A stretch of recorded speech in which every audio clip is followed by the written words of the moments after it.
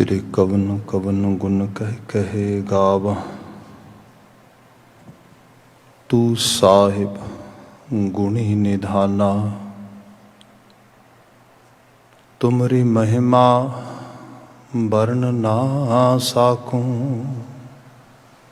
तू ठाकुर ऊच भगवाना। तुमरी महिमा वर्ण ना साकूं।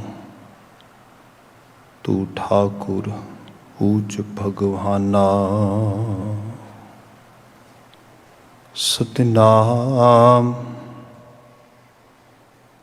वाहेगुरु साहिब जियो। सूही महला पंजवा। जिन मोहे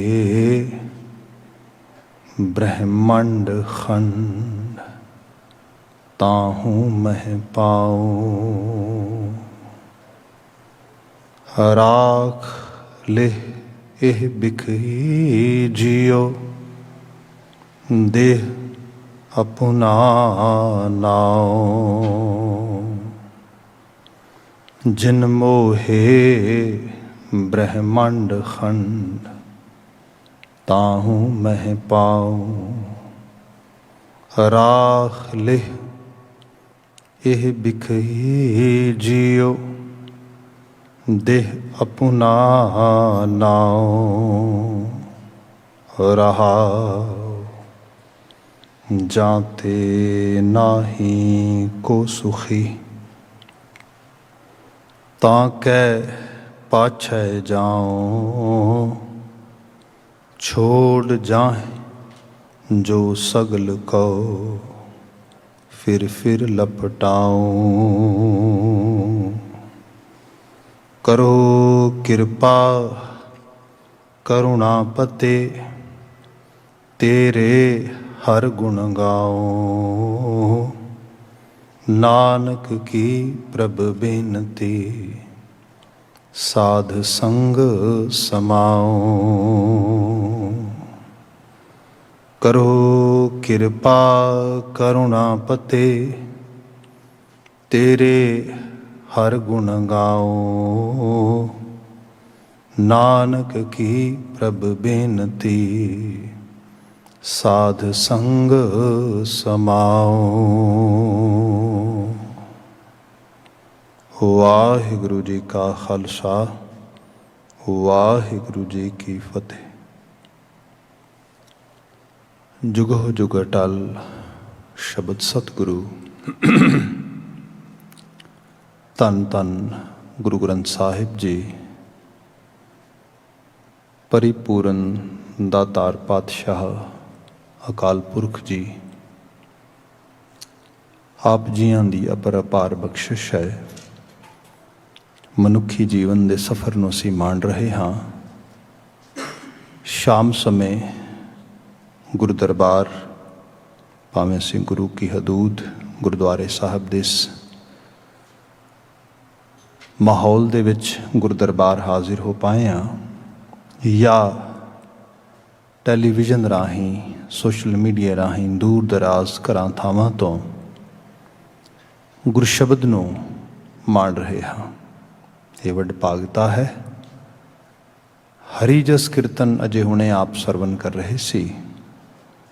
ਹੁਣ ਸਮਾਂ ਹੈ ਗੁਰਸ਼ਬਦ ਵਿਆਖਿਆ ਦਾ, ਜਿਸ ਵਿੱਚ ਲੜੀਵਾਰ ਜੋ ਗੁਰਬਾਣੀ ਦਾ ਵਿਆਖਿਆਨ ਹੋ ਰਿਹਾ ਹੈ ਉਸ ਵਿੱਚੋਂ ਆਪ ਜੀ ਨੇ ਅਗਲੇਰਾ ਸ਼ਬਦ ਸਰਵਨ ਕੀਤਾ ਹੈ। ਰਚਨਾ ਵਿਚਾਰ ਗੋਚਰੇ ਰਾਗ ਸੂਹੀ ਵਿੱਚੋਂ ਹੈ। ਮਹਲਾ ਪੰਜਵਾਂ। ਗੁਰੂ ਅਰਜਨ ਪਾਤਸ਼ਾਹ ਨਾਨਕ ਜੋਤ ਦੇ ਪੰਜਵੇਂ ਜਾਨਸ਼ੀਨ ਇਸ ਬਚਨ ਨੂੰ ਉਚਰਿਤ ਕਰਦੇ ਨੇ। ਜੇ ਅਸੀਂ ਪ੍ਰਿਸ਼ਠ ਸੰਖਿਆ ਉਸ ਰੂਪ ਵਿੱਚ ਦੇਖਦੇ ਹਾਂ ਤੇ ਫਿਰ ਇਹ ਹੈ ਇਹਦਾ ਪੰਨਾ ਨੰਬਰ 745 ਬਣਦਾ ਹੈ। ਅਕਸਰ ਜਿਸ ਜਗ੍ਹਾ 'ਤੇ ਸ਼ਬਦ ਲੋਕੇਟਡ ਹੈ ਗੁਰੂ ਗ੍ਰੰਥ ਸਾਹਿਬ ਦੇ ਪੰਨਿਆਂ ਦੀ ਬੰਤਰ ਦੇ ਮੁਤਾਬਕ ਹੁਕਮਨਾਮੇ ਦੇ ਰੂਪ ਵਿੱਚ ਵੀ ਅਸੀਂ ਸਰਵਨ ਕਰਦੇ ਹਾਂ, ਸਰੋਤ ਕਰਦੇ ਹਾਂ। ਇਸ ਨੂੰ ਵਿਚਾਰ ਪ੍ਰਾਰੰਭ ਕਰਾਂਗੇ ਮੁੱਖ ਸੁਨੇਹੇ ਤੋਂ, ਜੋ ਕਿ ਪਹਿਲਾ ਹੀ ਪਦਾ ਰਹਾਉ ਦਾ ਬੰਦ ਹੈ। ਸਭ ਜ਼ਿਕਰ ਕਰਦੇ ਨੇ, ਜਿਨ ਮੋਹੇ ਬ੍ਰਹਮੰਡ ਖੰਡ, ਤਾਹੂ ਮੈਂ ਪਾਉ ਰਾਖ ਲਿਹ ਇਹ ਬਿਖਹੀ ਜੀਓ, ਦੇ ਆਪਣਾ ਨਾਉ ਰਹਾਉ। ਜਿਨ ਮੋਹੇ ਬ੍ਰਹਮੰਡ ਖੰਡ, ਤਾਹੂ ਮੈਂ ਪਾਉ। ਗੁਰੂ ਬਾਬਾ ਜੀ ਇੱਕ ਐਸੀ ਸ਼ਕਤੀ ਦੀ, ਇੱਕ ਐਸੀ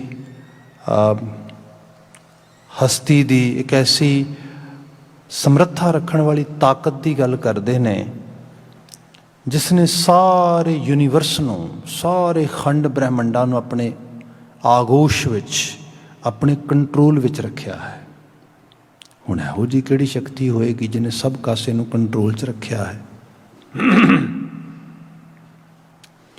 ਇਸ ਨੂੰ ਜੇ ਦੇਖਿਆ ਜਾਏ ਤਾਂ ਇਹਦੇ ਵਿੱਚ ਗੁਰੂ ਬਾਬਾ ਜੀ ਇਨਡਾਇਰੈਕਟਲੀ ਉਸ ਕਸ਼ਿਸ਼ ਦੀ, ਉਸ ਖਾਸ ਅਲਿਊਰਿੰਗ ਅਟਰੈਕਸ਼ਨ ਦੀ ਗੱਲ ਕਰਦੇ ਨੇ, ਜਿਸ ਨੂੰ ਲਿਟਰੇਚਰ ਦੇ ਵਿੱਚ ਮਾਇਆ ਕਿਹਾ ਜਾਂਦਾ ਹੈ। ਹੁਣ ਇਹ ਜੋ ਮਾਇਆ ਦਾ ਮੁੱਖ ਰੂਪ ਦੇ ਵਿੱਚ ਬਾਤ ਜਦੋਂ ਇਸ ਲੈਵਲ 'ਤੇ ਲਈਏ, ਅਤੇ ਭਾਰਤੀ ਜਾਂ ਸਾਊਥ ਏਸ਼ੀਅਨ ਜਿਹੜਾ ਈਸਟਰਨ ਸਕੂਲ ਆਫ ਥਾਟ ਆ, ਉਹਦੇ ਵਿੱਚ ਬੜੀ ਸੁਪਰਫਿਸ਼ੀਅਲ ਜਿਹੀ ਅੰਡਰਸਟੈਂਡਿੰਗ ਹੈ ਚੀਜ਼ਾਂ ਦੀ, ਖਾਸ ਕਰਕੇ ਮਾਇਆ ਬਾਰੇ। ਲਿਟਰੇਚਰ ਦਾ ਵੱਡਾ ਹਿੱਸਾ ਇਸ ਕਿਸਮ ਨਾਲ ਲਿਖਿਆ ਗਿਆ। ਮਾਇਆ ਦਾ ਮਤਲਬ ਬੜਾ ਪਹਿਲੇ ਪੜਾਅ ਦੇ ਵਿੱਚ ਇਹ ਹੈ, ਰੋਕੜ, ਸਰਮਾਇਆ, ਸੋਨਾ ਚਾਂਦੀ ਜਵਾਹਰਾਤ ਗਹਿਣੇ ਮਾਇਆ ਹੈ। ਜੇ ਥੋੜ੍ਹਾ ਹੋਰ ਡੀਪ ਲੈ ਆਂਦਾ ਜਾਏ ਤਾਂ ਫਿਰ ਇਹ ਹੈ ਘਰ, ਬੱਚੇ, ਪਰਿਵਾਰ, ਸੰਸਾਰ, ਇਹ ਮੋਹ ਮਾਇਆ ਹੈ। ਗੁਰੂ ਬਾਬਾ ਜੀ ਨੇ ਸਾਨੂੰ ਜਿਸ ਤਰੀਕੇ ਨਾਲ ਸਿੱਖੀ ਦਾ ਸਬਕ ਸਿਖਾਇਆ, ਉਹਦੇ 'ਚ ਕਿਹਾ ਸੰਸਾਰ ਵਿੱਚ ਰਹਿਣਾ ਆ। ਇੱਥੇ ਜੇ ਬੇਸਿਕ ਲੈਵਲ 'ਤੇ ਅਸੀਂ ਬਾਤ ਕਰੀਏ ਤਾਂ if anyone asks us what are the basic principle of Sikhi, then what would be the answer? We always answer especially 3 main pillars of Sikhi, those golden rules. What are those golden rules? ਕਿਰਤ ਕਰੋ, ਨਾਮ ਜਪੋ, ਵੰਡ ਕੇ ਛਕੋ। ਹੁਣ ਜਿਹੜਾ ਕਿਰਤ ਦਾ concept ਆ, we do some kind of act, some kind of activity, and by doing that activity we earn some amount of money. That is ਕਿਰਤ। ਕਾਰ ਕਰਨੀ, ਉਹਦੇ ਇਵਜ ਵਿੱਚ ਸਾਨੂੰ ਸਾਡਾ ਰੁਜ਼ਗਾਰ ਮਿਲਣਾ, ਸਾਨੂੰ ਸਾਡੀ ਰੋਜ਼ੀ ਰੋਟੀ ਮਿਲਣੀ, ਇਹ ਕਿਰਤ ਹੈ। ਜਿਸ ਗੁਰਮਤਿ ਸਕੂਲ ਦੇ ਵਿੱਚ ਕਿਰਤ 'ਤੇ ਇੰਨਾ ਜ਼ੋਰ ਦਿੱਤਾ ਗਿਆ ਕਿ ਆਹ ਕੰਮ ਕਰਨਾ ਜ਼ਰੂਰੀ ਹੈ, ਕੰਮਕਾਰ ਕਰੋ, ਕਿਰਤ ਕਮਾਓ, ਰੋਟੀ ਕਮਾਓ, ਆਪ ਖਾਓ, ਫਿਰ ਆਪ ਨਾ ਇਕੱਲੇ ਖਾਓ, ਹੋਰਾਂ ਨੂੰ ਵੀ ਖਵਾਓ, ਵੰਡ ਕੇ ਛਕੋ, ਇਹ ਵੀ ਕੌਨਸੈਪਟ ਆਇਆ। ਸੋ ਇਹਦੇ 'ਚ ਫਿਰ ਮਾਇਆ ਦਾ ਤਿਆਗ, ਮਾਇਆ ਦਾ ਤਿਆਗ ਦਾ ਮਤਲਬ ਜਿਹਨੂੰ ਅਸੀਂ ਅੰਗਰੇਜ਼ੀ ਜ਼ਬਾਨ ਵਿੱਚ ਕਹਿੰਦੇ ਹਾਂ to renounce this whole materialistic world. ਮਹਾਰਾਜ ਨੇ ਰਿਨਾਊਂਸੀਏਸ਼ਨ ਦੀ ਕੋਈ ਇਸ ਕਿਸਮ ਦੀ ਬਾਤ ਸਾਨੂੰ ਨਾ ਸਿਖਾਈ। ਕਿਆ ਸੰਸਾਰ ਤਿਆਗਿਆ ਨਹੀਂ ਜਾ ਸਕਦਾ।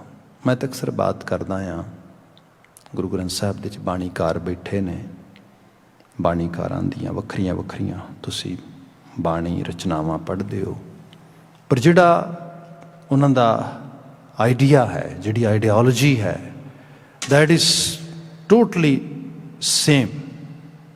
ਉਹ ਜਿਹੜੀ ਸਿਮਿਲਰਿਟੀ ਹੈ ਉਹ ਨਹੀਂ ਖਤਮ ਹੁੰਦੀ ਕਿਤੇ ਵੀ।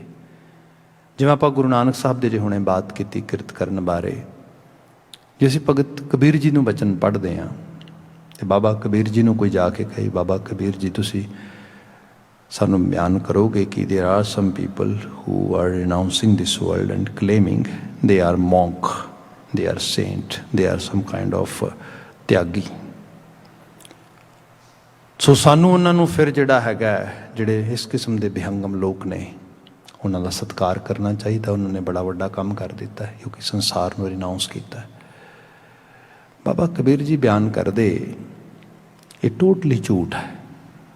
People who are claiming that they have renounced this world, they are lying. ਬਾਬਾ ਕਬੀਰ ਜੀ ਤੁਸੀਂ ਕਿਵੇਂ ਕਹਿ ਸਕਦੇ ਹੋ? ਲੋਕ ਕਲੇਮ ਕਰਦੇ ਨੇ। ਬਾਬਾ ਕਬੀਰ ਕਹਿੰਦੇ ਇਸ ਕਰਕੇ ਮੈਂ ਕਹਿ ਰਿਹਾ ਵਾਂ ਕਿਉਂਕਿ ਸੰਸਾਰ ਦੇ ਵਿੱਚ ਬੰਦਾ ਤੇ ਬੰਦਾ, ਪਸ਼ੂ ਪੰਛੀ ਜਾਨਵਰ ਪਰਿੰਦੇ, ਕੋਈ ਵੀ ਮਾਇਆ ਦਾ ਤਿਆਗ ਨਹੀਂ ਕਰ ਸਕਦੇ। ਮਾਇਆ ਐਸੀ ਅਸੈਂਸ਼ੀਅਲ, ਐਸੀ ਜ਼ਰੂਰੀ ਚੀਜ਼ ਹੈ। ਇੱਥੇ ਤੇ ਖੰਡ ਬ੍ਰਹਿਮੰਡ ਦੀ ਬਾਤ ਹੋ ਗਈ। ਇੱਕ ਐਸੀ ਚੀਜ਼ ਜੀ ਤੁਸੀਂ ਭੱਜ ਹੀ ਨਹੀਂ ਸਕਦੇ। ਹੁਣ ਦੇਖੋ ਨਾ ਜਿਹੜੀ ਬਾਤ ਇਹਦੇ 'ਚ ਆ ਰਹੀ ਹੈ ਕਿ ਅਸੀਂ ਜੇ ਬਾਬਾ ਕਬੀਰ ਜੀ ਦੇ ਸ਼ਬਦਾਂ 'ਚ ਉਸ ਰੂਪ ਵਿੱਚ ਪੜ੍ਹੀਏ ਤਾਂ ਜ਼ਿਕਰ ਕਰਦੇ ਨੇ, ਕਬੀਰ ਜਿਸੈ ਉਦਰ ਤਿਸੈ ਪੈ ਮਾਇਆ। ਜਿਸ ਨੂੰ ਕੁਦਰਤ ਨੇ ਪੇਟ ਲਗਾਇਆ, ਜ਼ਰੂਰਤ ਲਗਾਈ ਹੈ, ਉਹ ਮਾਇਆ ਤੋਂ ਭੱਜ ਨਹੀਂ ਸਕਦਾ। ਕਿਉਂਕਿ ਬੰਦਾ ਤਿਆਗ ਕਿੱਦਾਂ ਕਰ ਸਕਦਾ? ਵੱਧ ਤੋਂ ਵੱਧ ਲੋਕੀ ਤਿਆਗ ਕਰ ਦੇਣਗੇ, ਮੈਂ ਕੰਮਕਾਰ ਨਹੀਂ ਕਰਨਾ, ਮੈਂ ਰੁਜ਼ਗਾਰ ਕਮਾਉਣ ਨਹੀਂ ਜਾਣਾ। ਇਸ ਕਿਸਮ ਦੇ ਨਾਲ ਇੰਨਾ ਹੀ ਕਰ ਸਕਦਾ ਹੈ। ਕਿਰਤ ਦਾ ਤਿਆਗ ਕਰ ਸਕਦਾ ਬੰਦਾ, ਜੇ ਵੱਡੇ ਤੋਂ ਵੱਡੇ ਬੰਦਾ ਕਰੇ ਤੇ, ਪਰ ਰੋਟੀ ਦਾ ਤਿਆਗ ਨਹੀਂ ਕਰ ਸਕਦਾ। ਕਿਉਂ ਨਹੀਂ ਕਰ ਸਕਦਾ? ਕਿਉਂਕਿ ਭੁੱਖ ਦਾ ਤਿਆਗ ਨਹੀਂ ਹੋ ਸਕਦਾ। ਇਹ ਨੈਚੁਰਲ ਆ।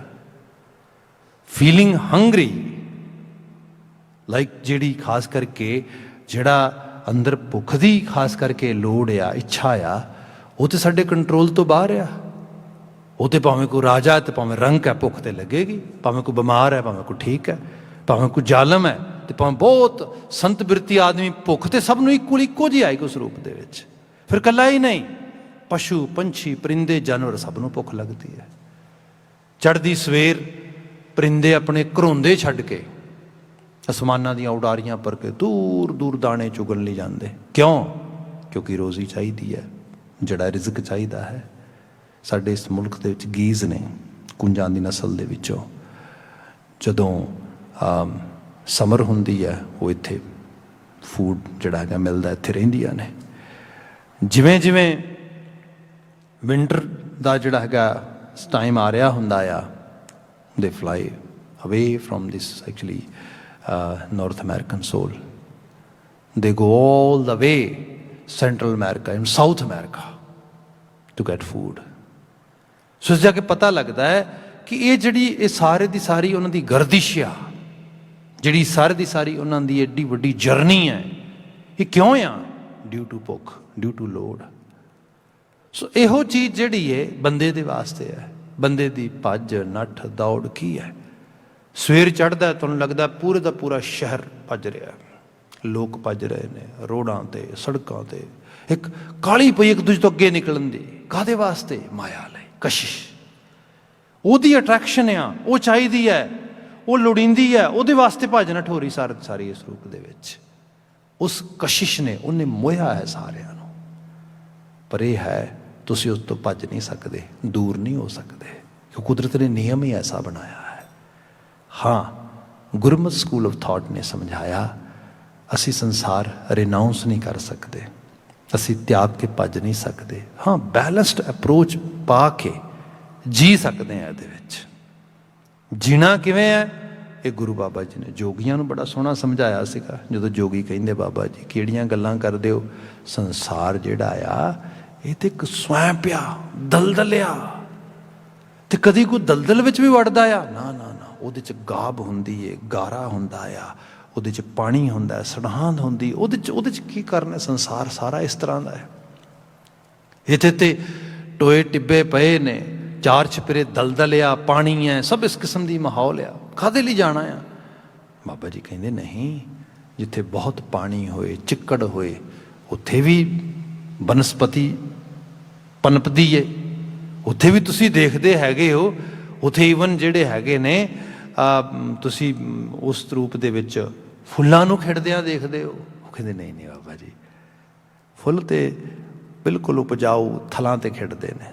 ਪਹਾੜੀ ਵਿੱਚ ਬਾਬਾ ਜੀ ਕਹਿੰਦੇ ਹਾਂ, ਬਚਨ ਹੈ ਜੈਸੇ ਜਲ ਮੈਂ ਕਮਲ ਨਿਰਾਲਮ।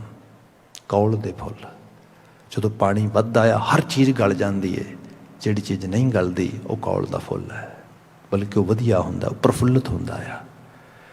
ਇਸ ਸੰਸਾਰ ਦੇ ਵਿੱਚ ਜਿਵੇਂ ਜਿਵੇਂ ਪੈਸਾ ਦੌਲਤ ਜਿਹੜੇ ਰਿਸੋਰਸਿਸ ਨੇ ਇਹ ਵਧਣ ਤੇ ਪੋਸੀਬਿਲਿਟੀ ਹੈ ਸਭ ਕੁਝ ਗਲ ਜਾਏਗਾ।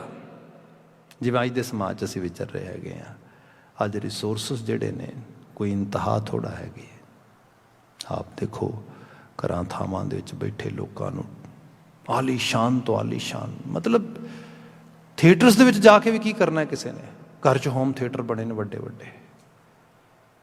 ਅੱਜ ਦਾ ਮਾਹੌਲ ਦੇ ਵਿੱਚ ਇਹ ਹੈ, ਔਨਲਾਈਨ ਗਰੋਸਰੀ ਸ਼ਾਪਿੰਗ ਕਰਨੀ, ਘਰ ਆ ਜਾਣੀ। You don't even have to go at even one step from your own place. No, everything is available.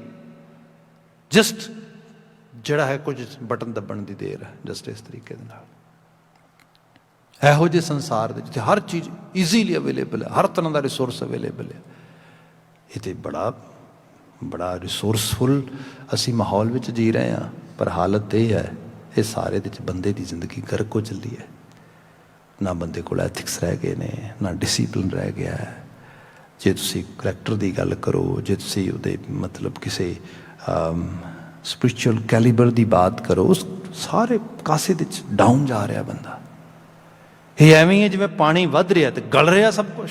ਪਾਣੀ ਵੱਧ ਰਿਹਾ, ਬਸ ਮਾਇਆ ਵੱਧ ਰਹੀ, ਸਰਮਾਇਆ ਵੱਧ ਰਿਹਾ, ਰਿਸੋਰਸਿਸ ਵੱਧ ਰਹੇ ਨੇ।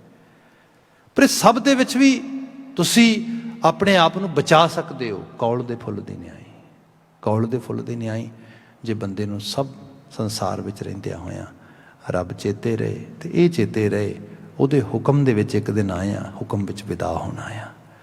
ਇੱਥੇ ਗੁਜਰਾਨ ਕੁਝ ਸਮੇਂ ਦੇ ਅਸੀਂ ਜਿਹੜਾ ਹੈਗਾ ਗੁਜ਼ਰ, ਇਹ ਜਿਹੜਾ ਸਮਝ ਦਾ ਲੈਵਲ ਆ, ਇਹ ਬੰਦੇ ਨੂੰ ਬਚਾ ਸਕਦਾ ਆ। ਅਦਰਵਾਈਜ਼ ਪੂਰੇ ਦਾ ਪੂਰਾ ਯੂਨੀਵਰਸ ਇਸ ਕਸ਼ਿਸ਼ ਦੇ ਵਿੱਚ ਆ। ਈਵਨ ਜਿਹਨੂੰ ਅੱਜ ਕੱਲ੍ਹ ਬਲੈਕ ਹੋਲ ਕਿਹਾ ਜਾ ਰਿਹਾ, ਇਹ ਮਦਰ ਨੇਚਰ ਦਾ ਲਾ ਵੀ ਹੈ। ਵੈਸੇ ਜੋ ਉਪਜਿਓ ਸੋ ਬਿਨਸ ਹੈ, ਉਪਜਣਾ ਬਿਨਸਣਾ ਲਾਜ਼ਮੀ ਹੈ। ਅਤੇ ਇਹ ਉਪਜਣਾ ਬਿਨਸਣਾ ਇਕੱਲਾ ਸਿਰਫ ਇੱਕ ਅੱਧੇ ਜੀਅ 'ਤੇ ਨਹੀਂ ਹੁੰਦਾ ਵੀ ਕੋਈ ਖਾਸ ਕਿਸਮ ਦਾ ਬੰਦਾ ਜਾਂ ਕੋਈ ਮਨੁੱਖ ਜਾਂ ਕੋਈ ਜਾਨਵਰ, ਨਾ ਹਰ ਚੀਜ਼ 'ਤੇ ਇਹ ਚੀਜ਼ ਲਾਗੂ ਹੁੰਦੀ ਹੈ। ਇਸ ਦੇ ਗੁਰੂ ਬਾਬਾ ਜੀ ਨੇ ਤੱਕ ਬਿਆਨ ਕੀਤਾ ਕਿ ਦਿਨ ਰਵ ਚਲਤ ਨਿਸ ਸਸ ਚਲਤ ਤਾਲਿਕਾ ਲੱਖ ਬਰੋਏ। ਤੁਸੀਂ ਦੇਖੋ ਤੇ ਸਹੀ, ਦਿਨੀਅਰ ਰਵੀ ਕੀ ਸੂਰਜ ਕੀ ਚੰਦਰਮਾ ਸਭ ਇੱਕ ਦਿਨ ਅਲਟੀਮੇਟਲੀ ਫਨਾ ਹੋਣਗੇ। ਇਹ ਸਾਰੇ ਇੱਕ ਸਾਈਕਲ 'ਚ ਘੁੰਮ ਰਹੇ ਨੇ, ਸਭ ਚੀਜ਼ਾਂ ਨੂੰ ਆਪਣੀ ਉਮਰ ਪੁਗਾ ਰਹੇ ਨੇ ਉਸ ਰੂਪ ਦੇ 'ਚ, ਕਸ਼ਿਸ਼ ਦੇ 'ਚ ਉਸ ਤਰੀਕੇ ਨਾਲ ਜਾ ਰਹੇ ਨੇ ਉਸ ਪਾਸੇ ਨੂੰ। ਇਹ ਕੁਦਰਤ ਦਾ ਨਿਯਮ ਕੁਝ ਇਸ ਕਿਸਮ ਦਾ ਆ।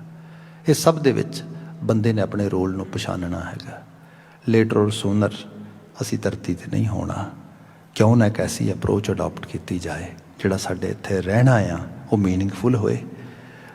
ਲਾਲਚ ਸਿਰਫ ਤੇ ਸਿਰਫ ਹਵਸ ਕਾਈਂਡ ਆਫ ਮੀਨਫੁਲ ਜਿਹੜਾ ਹੈਗਾ, ਬੰਦਾ ਬੜਾ ਮੀਨ ਹੋ ਕੇ ਜੀਏ under the impression of greed lust, that is the only force actually as a human being if we have, and just that force is driving us. That's not the good life. ਸਾਡੇ ਅੰਦਰ ਕੁਝ ਚੀਜ਼ਾਂ ਐਸੀਆਂ ਹੋਣ ਜਿਹੜੀਆਂ ਇਸ ਤੋਂ ਉੱਪਰ ਹੋਣ, ਅਸੀਂ ਕੁਝ ਅਸੂਲਾਤਮਕ ਪੱਖ 'ਚ ਜੀਏ। ਗੁਰੂ ਬਾਬਾ ਜੀ ਕੁਝ ਇਸ ਕਿਸਮ ਦੀ ਪ੍ਰੇਰਨਾ ਇਸ ਸ਼ਬਦ ਵਿੱਚ ਦੇ ਰਹੇ ਨੇ। ਬਚਨ ਅਸੀਂ ਨਾਲ ਨਾਲ ਪ੍ਰਾਰੰਭ ਕਰ ਲੈਣੇ ਕਿਉਂਕਿ ਸਮਾਂ ਜਾ ਰਿਹਾ ਹੈ। ਜਿਨ ਮੋਹੇ ਬ੍ਰਹਮੰਡ ਖੰਡ, ਜਿਨ ਜਿਸ ਮਾਇਆ ਨੇ, ਜਿਸ ਕਸ਼ਿਸ਼ ਨੇ, ਜਿਸ ਉਸ ਅਟਰੈਕਸ਼ਨ ਨੇ ਸਾਰੇ ਯੂਨੀਵਰਸ ਨੂੰ ਆਪਣੇ ਲਪੇਟ ਵਿੱਚ ਲਿਆ ਹੈਗਾ, ਆਪਣੇ ਜਿਹੜਾ ਹੈਗਾ ਆਪਣੇ ਅਟਰੈਕਸ਼ਨ ਦੇ ਅੰਦਰ ਨੇ ਆਪਣੇ ਆਪ ਨੂੰ ਸਰਕਲ ਸਾਈਕਲ ਵਿੱਚ ਲੈ ਲਿਆ ਹੈਗਾ। ਜਿਨ ਮੋਹੇ ਬ੍ਰਹਮੰਡ ਖੰਡ ਤਾਹੂੰ ਮੈਂ ਪਾਊਂ, ਮੈਂ ਵੀ ਕੋਈ ਵੱਖਰਾ ਨਹੀਂ, ਜੁਦਾ ਨਹੀਂ ਗਾ, ਮੈਂ ਵੀ ਉਸੇ ਸਾਈਕਲ ਦਾ ਹਿੱਸਾ ਆ। ਗੁਰੂ ਅਰਜਨ ਸਾਹਿਬ ਸਾਡੇ ਉੱਤੇ ਆਪਣੇ ਤੇ ਬਾਤ ਟੁਕਾ ਕੇ ਸਾਨੂੰ ਸਮਝਾਉਂਦੇ, ਸਾਨੂੰ ਦੱਸਦੇ ਆਪਣੇ ਵੱਲ ਝਾਤ ਮਾਰ। ਸਾਡੇ ਸਾਈਕੋਲੋਜੀ 'ਚ ਇਹ ਗੱਲ ਸਮਝਾਈ ਜਾਂਦੀ ਹੈ ਕਿ ਸਪੋਜ਼ ਕਰੋ ਤੁਹਾਡੀ ਕਿਸੇ ਨਾਲ ਦੋਸਤੀ ਲੱਗਦੀ ਹੈ ਤਾਂ ਕੁਝ ਦਿਨਾਂ ਬਾਅਦ ਤੁਸੀਂ ਫਾਈਂਡ ਆਊਟ ਕਰਦੇ ਹੋ ਓ that person is very mean, that is very greedy. ਠੀਕ ਹੈ ਜੀ, ਹੋ ਸਕਦਾ। ਫਿਰ ਤੁਹਾਡਾ ਇੱਕ ਹੋਰ ਦੋਸਤ ਬਣਦਾ ਹੈ, ਤੁਹਾਨੂੰ ਕੁਝ ਦਿਨਾਂ ਬਾਅਦ ਫਿਰ ਪਤਾ ਲੱਗਦਾ ਇਹ ਵੀ ਬੜਾ ਗ੍ਰੀਡੀ ਆ, ਬੜਾ ਮੀਨ ਆ। ਫਿਰ ਇੱਕ ਹੋਰ ਬਣਦਾ। ਜਿਸ ਕਿਸਮ ਦੀ ਰੈਪੂਟੇਸ਼ਨ 4-5 ਵਾਰ ਹੋ ਜਾਏ ਤੇ ਉਹ ਕਹਿੰਦੇ ਨੇ ਹੁਣ ਸਮਾਂ ਆ, ਹੁਣ ਆਪਣੇ ਵੱਲ ਸੋਚ, ਕਿਤੇ ਤੂੰ ਗ੍ਰੀਡੀ ਤੇ ਨਹੀਂ ਹੈਗਾ, ਕਿਤੇ ਤੂੰ ਲਾਲਚੀ ਤੇ ਨਹੀਂ ਹੈਗਾ, ਤੈਨੂੰ ਹਰ ਬੰਦਾ ਹੀ ਦਿਸਦਾ ਹੈ। ਜਦੋਂ ਬੰਦੇ ਦੇ 'ਚ ਇੱਕੋ ਹੀ ਚੀਜ਼, ਇੱਕੋ ਹੀ ਟੈਂਡੈਂਸੀ ਜਿਹੜੀ ਹੈ ਉਹ ਜ਼ੋਰ ਪਾ ਗਈ ਹੈ, ਉਹਨੂੰ ਫਿਰ ਚਾਰ ਚਪੇਰੇ ਉਸੇ ਤਰੀਕੇ ਨਾਲ ਦਿਸਦੀ ਹੈ। ਇੱਥੋਂ ਇਹ ਬੇਭਰੋਸਗੀ ਆਉਂਦੀ ਹੈ, ਬੇਵਸਾਹੀ, ਬੇਵਿਸ਼ਵਾਸੀ। ਆਪ ਦੇਖੋਗੇ ਅੱਜ ਦੇ ਰਿਸ਼ਤਿਆਂ ਦੇ ਵਿੱਚ, ਅੱਜ ਦੇ ਸੰਬੰਧਾਂ ਦੇ ਵਿੱਚ ਕਿੰਨਾ ਕੁ ਭਰੋਸਾ ਰਹਿ ਗਿਆ ਹੈਗਾ। ਅਸੀਂ ਤਾਂ ਨਾਰਥ ਅਮਰੀਕਨ ਕਲਚਰ 'ਚ ਰਹਿ ਰਹੇ ਹਾਂ। ਇੱਥੇ ਤੇ ਕਾਮਨ ਲਾ ਪਾਰਟਨਰ ਸਿਸਟਮ ਆਇਆ ਹੈਗਾ। 2 ਇੰਡੀਵਿਜੂਅਲ ਵਿਆਹ ਕਰਾਉਣ ਲੱਗੇ ਨੇ, ਬਕਾਇਦਾ ਐਗਰੀਮੈਂਟ ਹੁੰਦਾ ਆ, ਕਿਹਦੇ ਪੈਸੇ ਕਿਹਦੇ ਕੋਲ ਰਹਿਣਗੇ, ਜਿਹੜੀ ਪ੍ਰੋਪਰਟੀ ਬਣੇਗੀ ਕਿਵੇਂ, ਮਤਲਬ ਕੰਪਲੀਟਲੀ ਕੋਈ, ਜਿੱਥੇ ਤਨ ਮਨ ਧਨ ਸੌਂਪਣ ਦੀ ਗੱਲ ਹੁੰਦੀ ਹੈ, ਸਮਰਪਣ ਦੀ ਗੱਲ ਹੁੰਦੀ, ਉੱਥੇ ਬੰਦਾ ਕਹਿੰਦਾ ਨਹੀਂ ਆਪੋ ਆਪਣਾ ਭਾਈ। ਹੁਣ ਜਿਹੜਾ ਗੋ ਲਾਈਕ ਅ ਡਚ, ਮਤਲਬ ਇਸ ਤਰੀਕੇ ਦੀ ਜਿਹੜੀ ਬਾਤ ਹੋ ਰਹੀ ਹੈ, ਇਹ ਕੀ ਹੈ? ਇਸ ਸਾਰੇ 'ਚ ਪਤਾ ਲੱਗਦਾ ਹੈ ਬੇਭਰੋਸਗੀ। ਕਿਉਂ? ਕਿਉਂਕਿ ਲਾਲਚ, ਸਵਾਰਥ, ਹਵਸ ਇਤਨੀ ਜ਼ਿਆਦਾ ਵਧੀ ਹੈ ਅੰਦਰ। ਗੁਰੂ ਅਰਜਨ ਸਾਹਿਬ ਦੀ ਬਾਤ ਕਰਦੇ, ਤਾਂ ਹੂੰ ਮੈਂ ਪਾਉ, ਮੈਂ ਕੁਛ ਇਸ ਯੂਨੀਵਰਸ ਦੇ ਪੂਰੇ ਬਣੇ ਲਾ ਦੇ ਵਿੱਚ ਵੱਖਰਾ ਨਹੀਂ ਹੈਗਾ। ਮੇਰੇ ਅੰਦਰ ਮਨੁੱਖ ਹੋਣ ਦੇ ਨਾਤੇ ਵੀ ਉਹੀ ਮਾਇਆ ਦੀ ਕਸ਼ਿਸ਼, ਪਦਾਰਥ ਦੀ ਕਸ਼ਿਸ਼ ਉਹੀ ਜ਼ੋਰ ਪਾ ਕੇ ਬੈਠੀ ਹੈ। ਬਸ ਮੈਂ ਪਦਾਰਥ ਦੇ ਮਗਰ ਹੀ ਭੱਜ ਰਿਹਾ ਵਾਂ। ਉਹਦੀ ਬਾਤ ਆਈ ਇਹਦੇ 'ਚ, ਰਾਖ ਲੈ ਇਹ ਬਿਖਈ ਜੀਓ ਦੇਹ ਆਪਣਾ ਨਾਉ। ਬਿਖਈ ਜੀਓ, ਬਿਖੀ ਜੀਓ ਹੁੰਦਾ ਜ਼ਹਿਰ ਖਾਣ ਵਾਲਾ।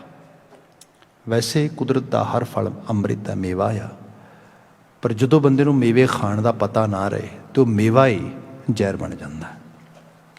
ਅੱਜ ਤੁਸੀਂ ਜੇ ਕਿਤੇ ਨਿਊਜ਼ ਵਗੈਰਾ ਨਾਲ ਕੁਝ ਸਾਂਝ ਪਾਈ ਹੋਏ ਤਾਂ ਚਾਈਨਾ ਦੇ ਵਿੱਚ ਕਰੋਨਾ ਵਾਇਰਸ ਦੁਬਾਰਾ ਸਟ੍ਰਾਈਕ ਕਰ ਰਿਹਾ, and that is coming from fish market. ਹੁਣ ਜਿਹੜਾ ਉਸ ਰੂਪ ਦੇ ਵਿੱਚ ਆ, ਤਾਂ ਪਤਾ ਲੱਗਾ ਕਿ ਉਹ ਫੂਡ ਤੋਂ, ਕਿਉਂਕਿ ਯੂਰਪ ਤੋਂ ਜਿਹੜੀ ਹੈਗੀ ਖਾਸ ਜਿਹੜੀ ਉਹਨਾਂ ਦੀ ਸੈਲਮਨ ਫਿਸ਼ ਆ ਉਹ ਗਈ ਹੈ, ਤਾਂ ਉਹਦੇ ਅੰਦਰ ਆ ਗਿਆ। ਉਹ ਕਹਿੰਦੇ ਨਹੀਂ ਪੈਕਿੰਗ ਦੇ ਥਰੂ ਹੈ, ਇਸ ਕਿਸਮ ਦੀ ਬਾਤ।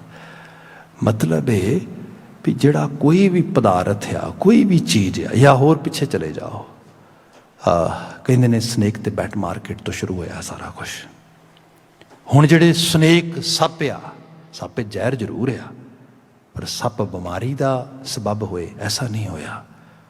ਬਲਕਿ ਜਿਹੜਾ ਸਾਡਾ ਕੰਪਲੀਟ ਈਕੋ ਸਿਸਟਮ ਆ, ਇਹਦੇ ਵਿੱਚ ਸੱਪ ਜਿਨ੍ਹਾਂ ਮਬਾਲਿਕ 'ਚ ਕਾਫੀ ਜ਼ਿਆਦਾ ਹੁੰਦਾ, ਉੱਥੇ ਚੂਹੇ ਘੱਟ ਜਾਂਦੇ ਨੇ। ਤੇ ਚੂਹੇ ਜਿਹੜੇ ਨੇ, ਜਿਹੜੀ ਖਾਸ ਕਰਕੇ ਰੈਟਸ ਦੀ ਟਰਬਲ ਆ, ਪ੍ਰੋਬਲਮ ਆ, ਉਹ ਇਤਨੀ ਖਤਰਨਾਕ ਹੈ ਜਿਵੇਂ ਪਲੇਗ ਆ ਬਿਮਾਰੀ। ਅੱਜ ਕੱਲ੍ਹ ਹੁਣ ਕਿਹਾ ਜਾ ਰਿਹਾ ਕਿ ਕਰੋਨਾ ਦੇ ਸਾਰੇ ਚੱਕਰ ਦੇ ਵਿੱਚ ਰੈਸਟੋਰੈਂਟ ਵਗੈਰਾ ਬੰਦ ਹੋ ਗਏ ਨੇ। ਜਿਹੜੀਆਂ ਨੋਰਮਲ ਫੂਡ ਚੇਨ ਸੀਗੀਆਂ ਚੂਹਿਆਂ ਵਾਸਤੇ, ਅਸੀਂ ਜਿਹੜੇ ਵੱਡੇ ਸ਼ਹਿਰਾਂ 'ਚ ਰਹਿ ਰਹੇ ਹਾਂ, ਇੱਥੇ ਵੀ ਕੋਈ ਚੂਹਿਆਂ ਦੀ ਪੂਰੀ ਇੱਕ ਟੈਰੀਟਰੀ ਹੈ ਪੂਰੀ ਦੀ ਪੂਰੀ ਇੱਥੇ। ਇਸ ਕਿਸਮ ਦੇ ਨਾਲ ਨਿਊਯਾਰਕ ਵਰਗੇ ਸ਼ਹਿਰ ਦੇ ਵਿੱਚ, ਵੱਡੇ ਸ਼ਹਿਰ, ਸਾਡੇ ਵੀ ਇੱਥੇ ਟੋਰਾਂਟੋ ਦੇ ਵਿੱਚ, ਉਹ ਜਦੋਂ ਫੂਡ ਉਸ ਤਰੀਕੇ ਨਾਲ ਮਿਲਣਾ ਬੰਦ ਹੋ ਗਿਆ ਸਾਰਾ, ਤੇ ਉਹ ਇੱਕਦਮ ਕਹਿੰਦੇ ਵਾਈਲਡ ਹੋ ਗਏ। ਉਹ ਬਾਹਰ ਘਰਾਂ ਨੂੰ ਭੱਜੇ। ਮਤਲਬ ਇੱਕ ਵੱਡੇ ਲੈਵਲ ਤੋਂ ਦੀ ਪ੍ਰੈਜ਼ੈਂਸ ਜਿਹੜੀ ਹੈ ਨੇਬਰਹੁੱਡ ਵਿੱਚ ਨੋਟ ਕੀਤੀ ਗਈ।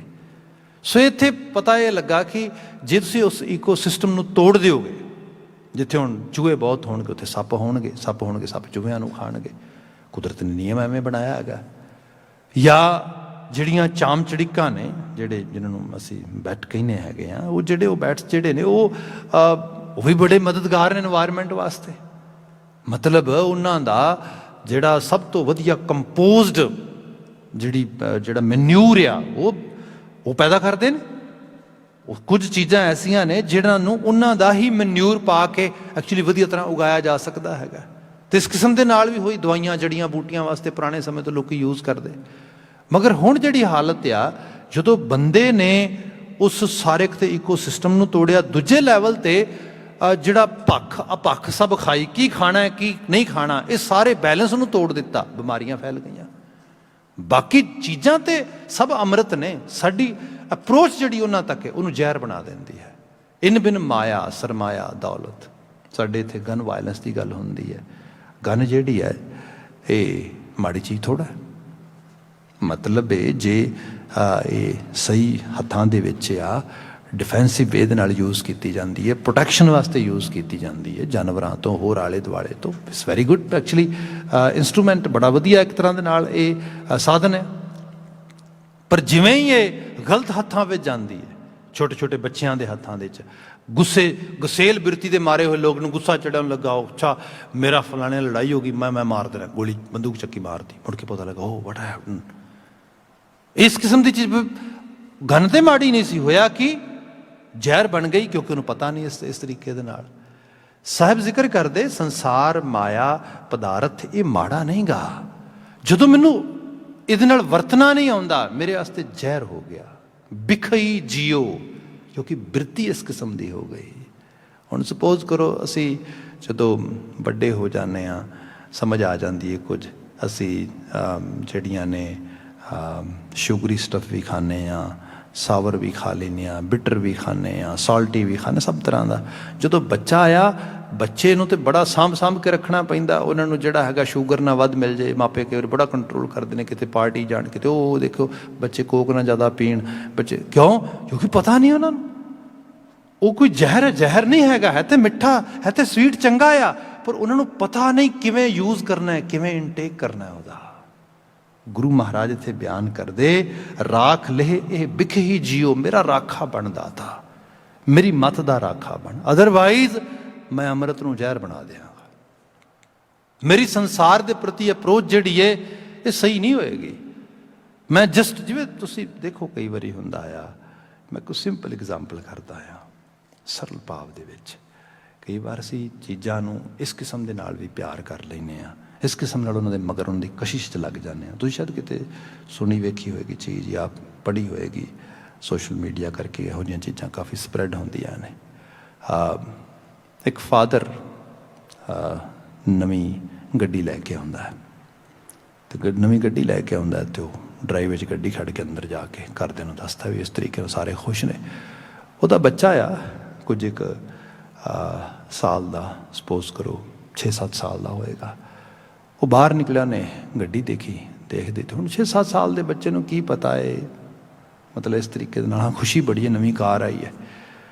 ਉਸਨੇ ਉਹਦੇ ਜਿਹੜਾ ਹੈਗਾ ਬੋਨਟ ਦੇ ਉੱਤੇ ਕੁਛ ਥੱਲਿਓਂ ਇੱਕ ਛੋਟਾ ਜਿਹਾ ਸਟੋਨ ਪੱਥਰ ਚੁੱਕਿਆ, ਉਹਦੀ ਸ਼ਾਰਪਨ ਜਿਹੜੀ ਹੁੰਦੀ ਹੈ ਖਾਸ ਕਰਕੇ ਨੋਕ, ਉਹਦੇ ਨਾਲ ਲਿਖ ਦਿੱਤਾ ਕੁਛ। ਉਹ ਫਾਦਰ ਨੇ ਆ ਕੇ ਦੇਖਿਆ ਵੀ ਨਵੀਂ ਕਾਰ ਤੇ ਸਕ੍ਰੈਚ ਪਾ ਤੇ, ਓ ਮਾਈ ਗॉश, ਕਿੱਡਾ ਮੂਰਖ ਹੈ ਇਹਨੂੰ ਪਤਾ ਨਹੀਂ। ਇਤਨਾ ਗੁੱਸਾ ਚੜ ਗਿਆ, ਇਤਨਾ ਗੁੱਸਾ ਆ ਗਿਆ। ਉਹੀ ਜਿਹੜਾ ਹੈਗਾ ਸ਼ਾਰਪਨ ਸਟੋਨ ਚੱਕਿਆ, ਉਹਦੇ ਹੱਥ ਤੇ ਇਸ ਤਰੀਕੇ ਦੇ ਨਾਲ ਲਗਾਤਾ। ਹੁਣ ਜਦੋਂ ਹੱਥ ਤੇ ਲਗਾਇਆ, ਇਤਨਾ ਜ਼ੋਰ ਲਗਾ ਕੇ ਲਗਾਤਾ ਕਿ ਹੱਥ ਜਿਹੜਾ ਹੈ ਮੁੜ ਕੇ ਉਹ ਖੂਨ ਨਾਲ ਭਰ ਗਿਆ। ਫਟਾਫਟ ਹੌਸਪੀਟਲ ਲੈ ਕੇ ਗਏ, ਜਾ ਕੇ ਪਤਾ ਲੱਗਾ ਹੱਥ ਦਾ ਕੁਝ ਹਿੱਸਾ ਪਰਮਾਨੈਂਟ ਡੈਮੇਜ ਹੋ ਗਿਆ। ਹੁਣ ਬੜਾ ਪਛਤਾ ਰਿਹਾ ਵੀ ਉਹ ਕੀ ਚੀਜ਼ ਹੋਈ। ਖੈਰ ਜਦੋਂ ਜਿਹੜਾ ਸਕ੍ਰੈਚ ਵੱਜਾ ਉਹ ਤੇਰੇ ਵੱਜਾ ਰਹਿ ਗਿਆ। ਬਾਈ ਚਾਂਸ ਜਦੋਂ ਹੌਸਪੀਟਲ ਤੋਂ ਬਾਹਰ ਨਿਕਲਿਆ, ਉਸ ਸਕ੍ਰੈਚ ਵਾਲੀ ਜਗ੍ਹਾ 'ਤੇ ਮੈਂ ਹੱਥ ਫੇਰਿਆ ਇਸ ਤਰੀਕੇ ਨਾਲ, ਅਤੇ ਗੁੱਸਾ ਵੀ ਬੜਾ ਆਪਣੇ ਆਪ 'ਤੇ, ਸੋਚਿਆ ਇਸ ਤਰੀਕੇ। ਜਦੋਂ ਉੱਥੇ ਦੇਖਿਆ ਤਾਂ ਉੱਥੇ ਲਿਖਿਆ ਕੀ ਹੈ, ਆਈ ਲਵ ਯੂ ਡੈਡ, ਉਸ ਸਟੋਨ ਦੇ ਨਾਲ। ਹੁਣ ਹਾਲਤ ਕੀ ਹੈ, ਬੰਦਾ ਮਤਲਬ ਅਜੀਬ ਹਾਲਤ ਆ। ਕਈ ਵਾਰ ਪਦਾਰਥ ਕੋਈ ਚੀਜ਼ ਇਤਨੀ, ਹੁਣ ਕਾਰ ਮਾੜੀ ਚੀਜ਼ ਨਹੀਂ ਗੀ, ਬੱਚੇ ਨੂੰ ਕਾਰ ਤੋਂ ਉਹਨੂੰ ਸਕ੍ਰੈਚ ਨਾ ਮਾਰਨਾ ਰੋਕਣਾ ਵੀ ਮਾੜੀ ਗੱਲ ਨਹੀਂ ਹੈਗੀ, ਪਰ ਗੁੱਸਾ ਜ਼ਹਿਰ ਬਣ ਗਿਆ। ਇਹ ਹੈ ਇਹਨੇ ਬਿਨ ਸਭ ਵਕਾਰ, ਲਾਲਚ, ਹਵਸ, ਹਰ ਚੀਜ਼ ਰਾਖਾ ਬਣੀ ਦਾਤਾ, ਮੱਤ ਦੀ ਰੱਖਿਆ ਕਰੀ। ਐਸਾ ਨਾ ਹੋਏ ਮੈਂ ਇਸ ਸਵਰਨ ਚੀਜ਼ ਨੂੰ ਜ਼ਹਿਰ ਬਣਾ ਲਵਾਂ, ਇਹਨੂੰ ਜਿਹੜਾ ਹੈਗਾ ਇਹਨੂੰ ਬੇਮਾਨੀ ਬਣਾ ਦੇਵਾਂ। ਉਹਨੂੰ ਸਾਹਿਬ ਨੇ ਬਿਆਨ ਕੀਤਾ, ਰਾਖ ਲੈ ਇਹ ਬਿਖੀ ਜੀ ਉਦੇ ਆਪਣਾ ਨਾਉ ਰਹਾਓ, ਜਾਂਤੇ ਨਾ ਹੀ ਕੋ ਸੁਖੀ ਤਾਂ ਕਹਿ ਪਾਛੈ ਜਾਓ। ਜਿਹਦੇ ਤੋਂ ਅੱਜ ਤੱਕ ਕਿਸੇ ਨੂੰ ਸੁੱਖ ਨਹੀਂ ਮਿਲਿਆ। ਦੋ ਚੀਜ਼ਾਂ ਨੂੰ ਚੇਤੇ ਰੱਖੀਏ, ਪਦਾਰਥ ਸੁੱਖ ਦਾ ਸਾਧਨ ਆ, ਸੁੱਖ ਨਹੀਂ।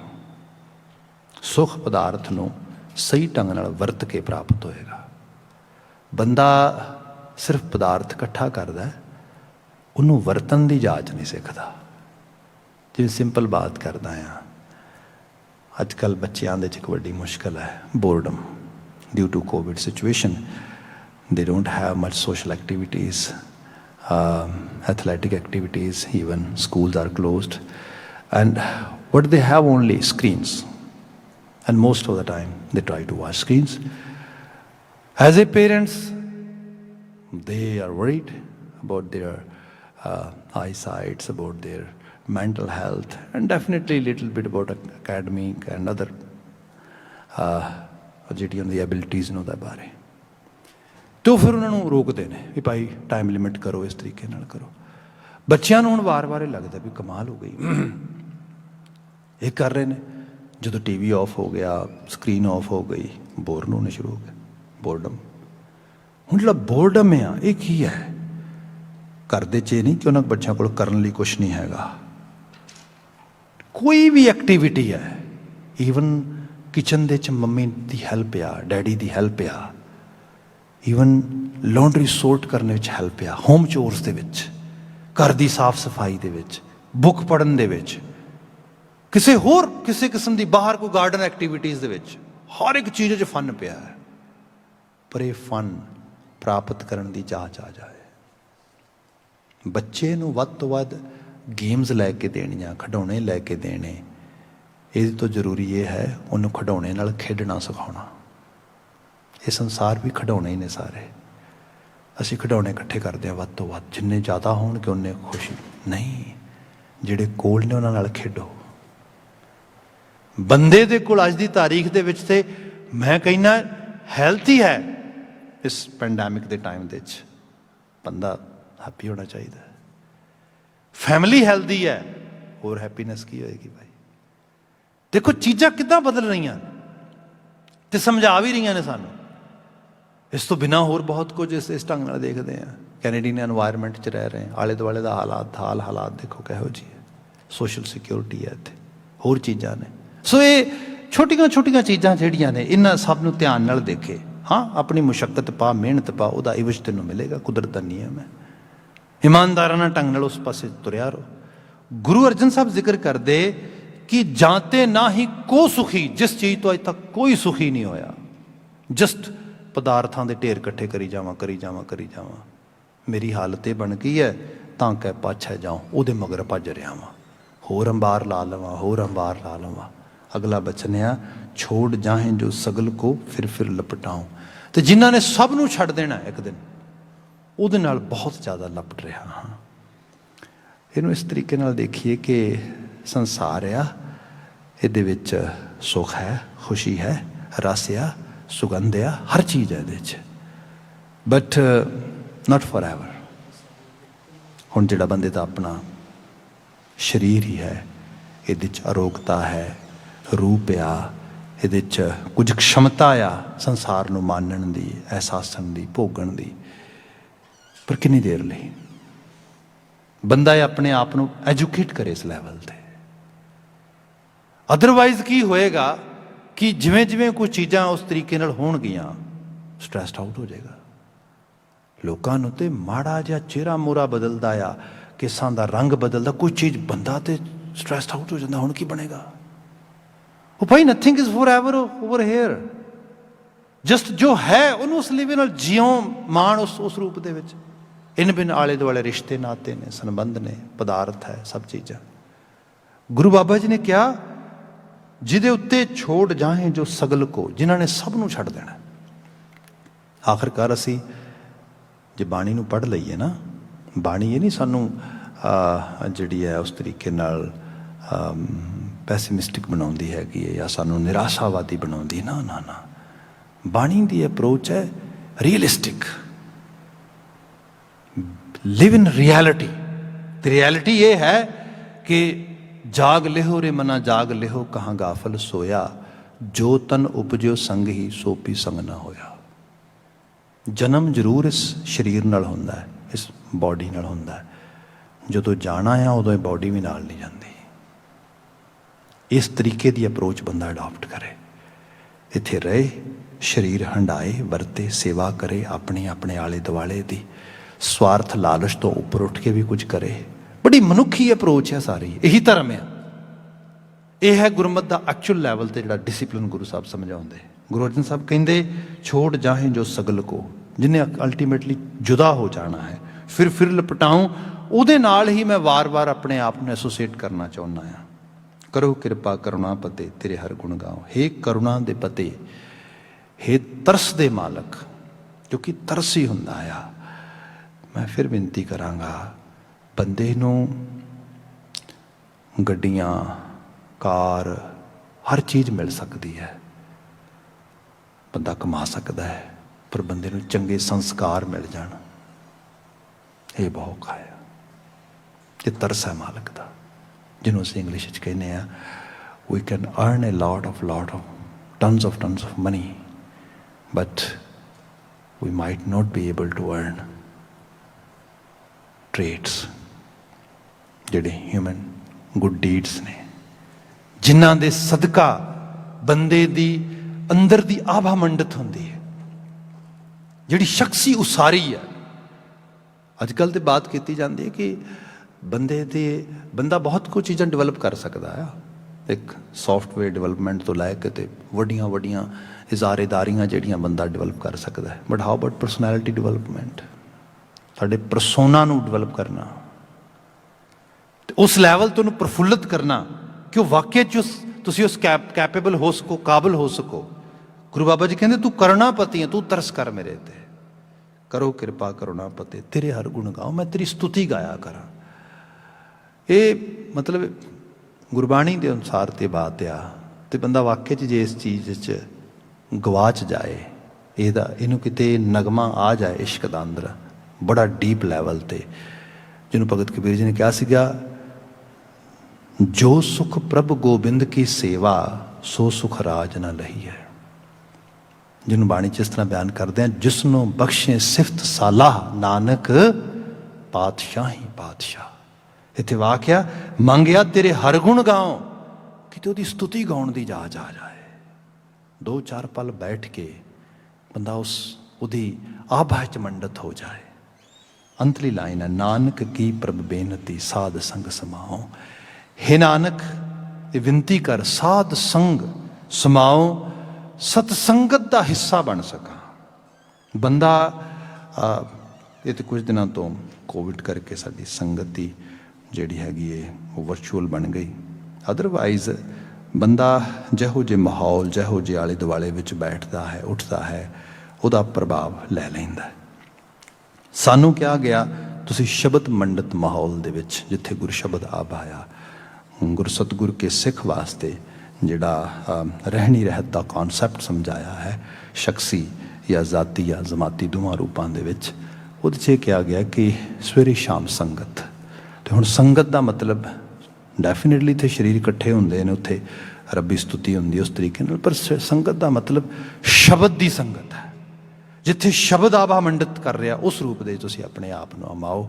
ਅਤੇ ਇੱਥੇ ਗੁਰੂ ਅਰਜਨ ਮਹਾਰਾਜ ਜੀ ਦੀ ਮੰਗ ਮੰਗਦੇ ਅਕਾਲ ਪੁਰਖ ਵਾਹਿਗੁਰੂ ਜੀ ਤੋਂ, ਮਾਲਕ ਤਰਸ ਕਰੇ, ਸਾਨੂੰ ਇਹੋ ਜਿਹੀ ਮੰਗ ਮੰਗਣ ਦੀ ਜਾਚ ਆਵੇ ਅਤੇ ਵਿਖਿਆਦੀ ਜੀਵ ਨਾ ਬਣੀਏ, ਵਿਖਹੀ ਜੀਵ ਨਾ ਬਣੀਏ, ਅੰਮ੍ਰਿਤ ਧਾਰੀ ਬਣੀਏ, ਅੰਮ੍ਰਿਤ ਛਕਣ ਵਾਲੇ ਬਣੀਏ। ਭਾਵ ਸੰਸਾਰ ਦੇ ਅੰਮ੍ਰਿਤ ਫਲ ਨੂੰ ਖਾਈਏ, ਇਹਦੇ ਫਲਾਂ ਨੂੰ ਜ਼ਹਿਰ ਨਾ ਬਣਾਈਏ। ਇਹੀ ਦਿਲੀ ਅਰਦਾਸ ਆ। ਬਾਕੀ no doubt pandemic is still happening. I'm always actually giving some kind of awareness as ਰੋਜ਼ ਦੀ ਤਰ੍ਹਾਂ ਡਿਊਟੀ ਰੂਪ ਦੇ ਰੂਪ ਵਿੱਚ। ਖਿਆਲ ਰੱਖੋ, ਬਲਕਿ ਹੁਣ ਜਦੋਂ ਸਭ ਕੁਝ ਖੁੱਲ੍ਹ ਰਿਹਾ ਹੈ, ਹਾਈਜੀਨ ਦਾ ਖਿਆਲ ਰੱਖੋ, ਸਹੀ ਰੂਪ ਦੇ ਵਿੱਚ ਜਿਹੜਾ ਹੈਗਾ ਸੋਸ਼ਲ ਡਿਸਟੈਂਸਿੰਗ ਦਾ ਖਿਆਲ ਰੱਖੋ, ਅਤੇ ਸਾਰੇ ਦੇ ਵਿੱਚ ਆਪਣਾ ਅਤੇ ਆਪਣੇ ਆਲੇ ਦੁਆਲੇ ਨੂੰ ਪੂਰੀ ਤਰ੍ਹਾਂ ਜਿਹੜਾ ਹੈਗਾ ਬਚਾ ਕੇ ਚੱਲਣਾ ਹੈ। ਬਾਕੀ ਮਾਲਕ ਦੇ ਚਰਨਾਂ 'ਚ ਅਰਦਾਸ ਹੈ, ਜਿਨ੍ਹਾਂ ਨੂੰ ਕਿਸੇ ਕਿਸਮ ਦੀ ਇਹ ਰੋਗ ਦੇ ਵਿੱਚੋਂ ਲੰਘ ਰਹੇ ਨੇ, ਉਹਨਾਂ ਨੂੰ ਮਾਲਕ ਸ਼ਫਾ ਬਖਸ਼ੇ, ਅਤੇ ਸਾਡੇ ਸਾਰੇ ਮਨੁੱਖਾਂ ਵਾਸਤੇ ਇਹਦੇ 'ਚੋਂ ਚੰਗੇਰੀ ਜਾਚ ਮਿਲੇ। ਇੰਨੀਆਂ ਕੁ ਬੇਨਤੀਆਂ ਨਾਲ ਖਿਮਾ, ਭੁੱਲਾਂ ਨਾ ਚਤਾਰਦੇ ਹੋਏ ਸਭ ਪ੍ਰੇਮ ਕਹਿਣਾ ਜੀ। ਵਾਹਿਗੁਰੂ ਜੀ ਕਾ ਖਾਲਸਾ, ਵਾਹਿਗੁਰੂ ਜੀ ਕੀ ਫਤਿਹ।